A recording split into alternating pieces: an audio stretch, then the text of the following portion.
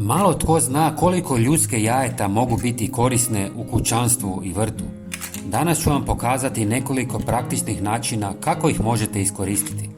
Nakon što upotrijebite jaja, dobro operite ljuske i osušite ih u pećnici na visokoj temperaturi kako biste ih sterilizirali i pripremili za daljnju upotrebu. Prva ideja je da zdrobite ljuske jaja na manje komadiće i posipate ih oko biljaka u vašem vrtu. Ovaj jednostavan trik može zaštititi biljke od napada puževa. Oštri rubovi ljuski stvaraju barijeru preko koje puževi nerado prelaze, čime učinkovito štitite svoje biljke na prirodan način. Druga metoda uključuje mljevenje ljuski u fini prah pomoću mlinca. Prijatelji, pišite mi u komentarima odakle me pratite. Hvala vam. Jedan dio usitnjenih ljuski pomiješajte s vodom kako biste dobili odlično prirodno gnojivo.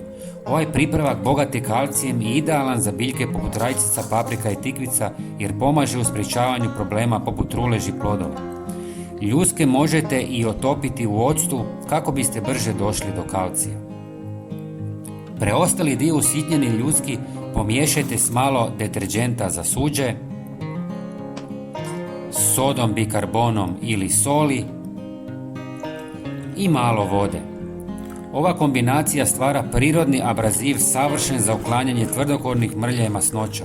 Ljuske djeluju kao blagi peeling, dok soda, bikarbona i deterdžent razgrađuju nečistoće i masnoće, pružajući vam jednostavno i ekološko rješenje za čišćenje. I za kraj, mljevene ljuske možete pomiješati s maslinovim uljem kako biste napravili prirodni peeling za lice. Fini prah nježno uklanja mrtve stanice kože, dok maslinovo ulje hidratizira i njeguje kožu, ostavljajući je glatkom i mekom. Ljuske moraju biti jako sitno samljevene kako se ne bi porezale.